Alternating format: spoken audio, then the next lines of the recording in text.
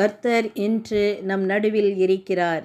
அவர் அக்கினி சூளையின் நடுவில் இருந்த தேவன். தானியேல் 3:24-25. சாத்ராக், மேஷாக், ஆபேத்நேகோ ஆகியோர் ராஜா நிறுத்தின பொற்சிலையை பணிந்து கொள்ள மறுத்தனர். அதனால் அவர்கள் தங்கள் சால்வைகளோடும் நிசார்களோடும் பாகைகளோடும் மற்ற வஸ்திரங்களோடும் கட்டப்பட்டு எரிகிற அக்கினி சூளையின் நடுவிலே போடப்பட்டார்கள். அவர்கள் தேவனுக்காக நின்றபோதும் எரிகிற அக்கினி சூளைக்குள் போடப்படுவதிலிருந்து அவர்கள் காக்கப்படவில்லையே என்று தோன்றக்கூடும்.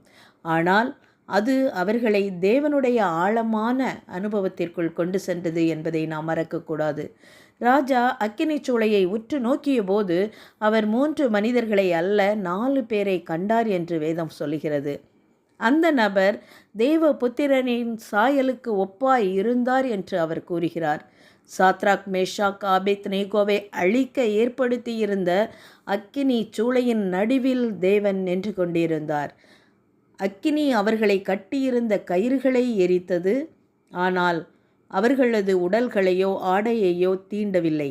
ஏன், அவர்கள் மீது புகையின் வாசனை கூட இல்லை.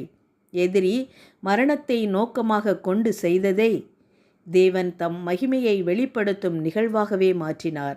தேவன் தம் பிள்ளைகளை அக்கினியில் போடப்படுவதிலிருந்து தப்பிக்க வைக்காமல் இருக்கலாம். ஆனால் அக்கினி சூளையில் இருக்கும்போது நம்மை அவர் கைவிடுவதில்லை.